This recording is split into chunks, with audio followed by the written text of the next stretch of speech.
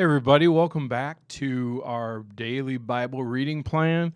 Welcome to Sunday, the 18th, the Lord's Day. It's always good to spend time with God and His Word on His day. So I don't know if you're there at the beginning of the day or if it's the end of the day for you or what time it is, but let's just seek God together in His Word today. We're going to be in 1 Chronicles 26:12 down through the end of 27. We're going to be in Romans 4:13 through 5:5. We're going to be in Psalm 14 and Proverbs 19, verse 17. So starting in 1 Chronicles 26, verse 12, we are at the duties of the gatekeepers. These divisions of the gatekeepers were named for their family leaders. Like the other Levites, they served in the household of the Lord. They were assigned by families for the guard duty at various gates without regard to age or training, for it was all decided by means of sacred lots. The responsibility for the east gate went to Meshlemiah and his group. The north gate was assigned to the son of Zechariah, a man of unusual wisdom. The south gate went to Obed-Edom, and his sons were put in charge of the storehouse. Shupim and Hosha were assigned to the west gate and the gateway leading to the temple. Guard duties were divided evenly. 6 Levites were assigned each day to the east gate, 4 to the north gate, 4 to the south gate, and 2 pairs at the storehouse. 6 were assigned each day to the west gate, 4 to the gateway leading to the temple, and 2 to the courtyard. These were the divisions of the gatekeepers from the clans of Korah and Merari. Other Levites, led by Ahijah, were in charge of the treasuries of the house of God and the treasuries of the gifts dedicated to the Lord. From the family of Libni in the clan of Gershon, Jehiel was the leader. The sons of Jehiel, Zetham, and his brother Joel were in charge of the treasuries of the house of the Lord. These are the leaders that descended from Aram, Isha, Hebron, and Uzziel. From the clan of Amram, Shebuel was a descendant of the Gershom son of Moses. He was chief officer of the treasuries. His relatives through Eliezer were Rahabiah, Jehishiah, Joram, Zichri, and Shelomoth. Shelomoth and his relatives were in charge of the treasuries containing the gifts that King David, the family leaders, and the generals and captains, and other officers of the army had dedicated to the Lord. These men dedicated some of the plunder they'd gained in battle to maintain the house of the Lord. Shelomoth and his relatives were cared for the gifts dedicated to the Lord by Samuel the seer, Saul the son of Kish, Abner the son of Ner, and Joab the son of Zechariah. All the other dedicated gifts were in their care too. From the clan of Izhar came Kenaniah, and he and his sons were given the administrative responsibilities over Israel as officials and judges. From the clan of Hebron came Hashabiah. He and his relatives, 1,700 capable men, were put in charge of the Israelite lands west of the Jordan River. They were responsible for all matters related to the things of the Lord and the service of the king in that area. Also from the clan of Hebron came Jeriah, who was the leader of the Hebronites, according to the genealogical records. In the 40th year of David's reign, a search was made in the records, and capable men from the clan of Hebron were found at Jazer in the land of Gilead. There were 2,700 capable men among the relatives of Jeriah. The King David sent them to the east side of the Jordan River and put them in charge of the tribes of Reuben and Gad and the half-tribe of Manasseh. They were responsible for all matters related to God and the king. Then we're in chapter 27. This is the list of the Israelite generals and captains and their officers who served the king by supervising the army divisions that were on duty each month of the year. Each division served 1 month and had 24,000 troops. Jashobeam, son of Zabdiel, was commander of the 1st Division of 24,000 troops, which was on duty during the first month. He was a descendant of Perez and was in charge of all the army officers of the first month. Dodai, a descendant of Ahawa, was the commander of the 2nd Division of 24,000 troops, which was on duty during the second month. Mikloth was his chief officer. Benaniah, the son of Jehoiada, the priest, was commander of the 3rd Division of 24,000 troops, which was on duty during the 3rd month. This was Benaniah who commanded David's elite military group known as the 30. His son Amizabad was his chief officer. Asahel, the brother of Joab, was the commander of the 4th Division of 24,000 troops, which was on duty during the 4th month. Asahel was succeeded by his son Zebediah. Shammah, the Israelite, was commander of the 5th Division of 24,000 troops, which was on duty during the 5th month. Ira, son of Ikish from Tekoa, was the commander of the 6th Division of 24,000 troops, which was on duty during the 6th month. Helez, a descendant of Ephraim from Pelon, was commander of the 7th Division of 24,000 troops, which was on duty during the 7th month. Sibbecai, a descendant of Zerah from Hushna, was commander of the 8th Division of 24,000 troops, which was on duty during the 8th month. Ebiezer from Anathoth was in the territory of Benjamin, was commander of the 9th Division of 24,000 troops, which was on duty during the 9th month. Mahariah, descendant of Zerah from Netophah, was the commander of the 10th Division of 24,000 troops, which was on duty during the 10th month. Benaiah, from Pirathon in Ephraim, was the commander of the 11th Division of 24,000 troops, which was on duty during the 11th month. Heled, a descendant of Othniel from Netophah, was the commander of the 12th Division of 24,000 troops, which was on duty during the 12th month.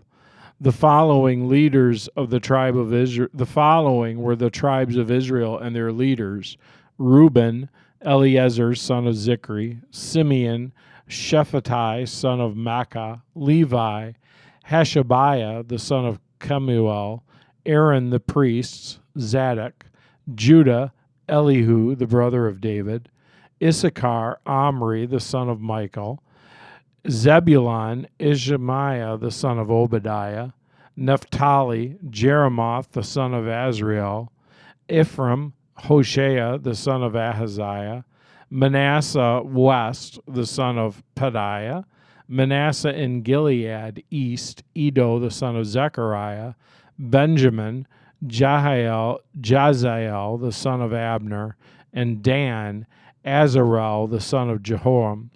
These were the leaders of the tribe of Israel. When David took his census, he did not count those who were younger than 20 years of age, because the Lord had promised to make the Israelites as numerous as the stars in heaven. Joab, the son of Zeruiah, began the census, but never finished it, because the anger of God fell on Israel. The total number was never recorded in King David's official records. The officials of David's kingdom. Asmaveth was the son of Abdiel, was in charge of the palace of treasuries. Jonathan, the son of Uzziah, was in charge of the regional treasuries through the towns, villages, and fortresses of Israel.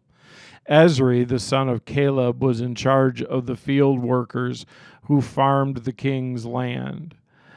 Shimei, the son of Shimei from Ramah, was in charge of the king's vineyards. Zabdi from Shephem was responsible for grapes and supplies of wine. Baal-Hanan from Geder was in charge of the king's olive groves and sycamore fig trees in the foothills of Judah. Joash was responsible for supplies of olive oil. Shitrai from Sharon was in charge of the cattle on the Sharon plain. Shaphat, son of Adlai, was responsible for the cattle in the valleys. Abli, the Ishmaelite, was in charge of the camels. Jehediah from Meronoth was in charge of the donkeys. Jaziz the Hagrite was in charge of the king's flocks of sheep and goat. All these officials were overseers of King David's property. Jonathan, David's uncle, was a wise counselor to the king, a man of great insight and a scribe. Jehiel the Hakimite was responsible for teaching the king's sons. Ahitophel was the royal advisor. Hushai the Archite was the king's friend. Ahithophel was succeeded by Jehodiah, the son of Benaiah, and by Abiathar. Joab was the commander of the king's army.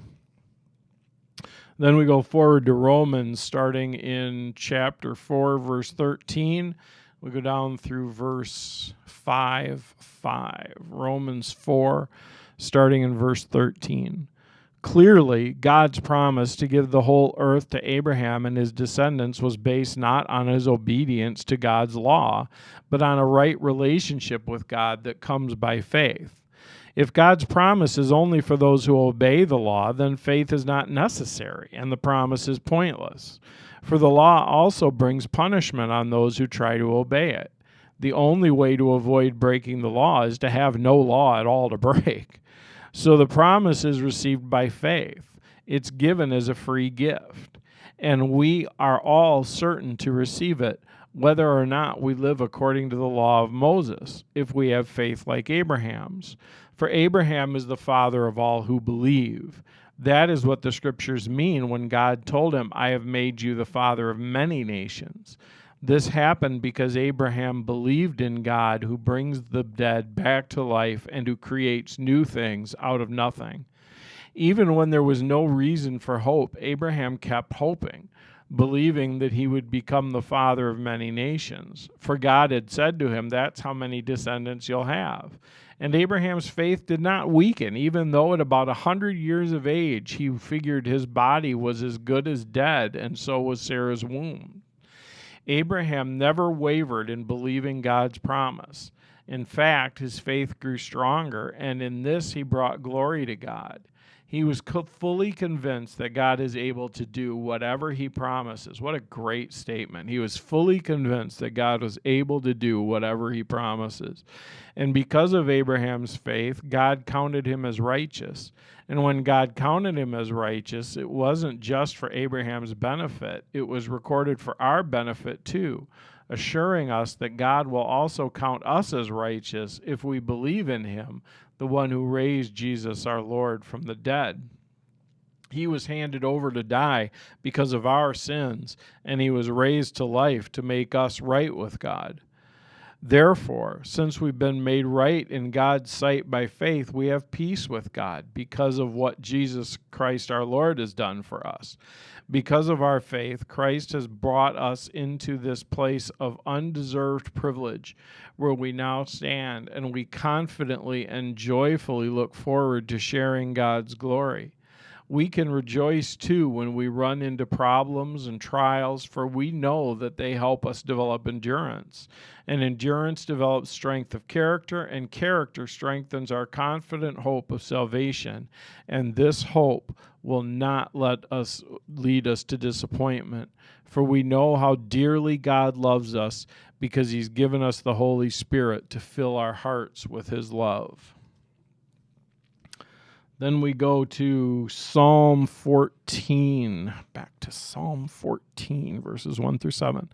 Only fools say in their heart, there is no God. They're corrupt and their actions are evil. Not one of them does good. The Lord looks down from heaven on the entire human race. He looks to see if anyone is truly wise, if anyone seeks God. But no, all have turned away, and all have become corrupt, and no one does good, not a single one. Will those who do evil never learn? They eat up my people like bread and wouldn't think of praying to the Lord. Terror will grip them, for God is with those who obey him. The wicked frustrate the plans of the oppressed, but the Lord will protect his people. Who will come from Mount Zion to rescue Israel? When the Lord restores his people, Jacob will shout with joy, and Israel will rejoice. And then we go to Proverbs 19, verse 17. If you help the poor, you're lending to the Lord, and he will repay you. What an interesting perspective. If you help the poor, you're lending to the Lord, and he will repay you. That's a really profound thing. Then we look at Oswald Chambers. Acts chapter 9, verse 5 says, he says, "Who are you, Lord?" And it's the mystery of believing. There can be no real disobedience, nor any moral virtue in obedience, unless a person recognizes the higher authority of the one giving the orders. A person is simply a slave for obeying, unless behind his obedience is the recognition of a holy God. But woe is me if after seeing him I still will not obey. I think, that phrase from Romans, I think, is one that I just want to really grab hold of today on the Lord's Day, because I think this is honestly one of the most important points in the entirety of Scripture. And, I don't say that lightly. I say that understanding we need the full revelation of God, that there's more than this. But at the same time, this is such a key, how Paul ends this little verse in Romans 5, and he says this, "For we know how dearly God loves us, because he's given us the Holy Spirit to fill our hearts with his love." To me, that's one of the harder things to get a hold of, is the idea that God actually loves me, and that he loves me that much, that he loves me to the extent that that he said he gave us the Holy Spirit to fill our hearts with his love. I can believe that God somehow loves us in kind of a group way, that somehow as a group we're sort of valuable enough, but to think that he just loves me individually is so vital, so important. So latch on to that today, the reality that God loves us. 1 John, there's a verse that says, "For we know and rely on the love that God has for us." So let's do that today. Let's pray. God, thank you so much that you love us, and you love us more than we can possibly imagine. Thank you that our hearts are safe and secure with you, that you are always watching over us and always providing exactly what we need. But even more than that, Lord, just that reality that you genuinely love us. In Jesus' name, amen. All right. Thank you so much for spending time with me on this Lord's Day. We can cross this one off, and we will keep moving forward. Thank you so much for joining us on this journey.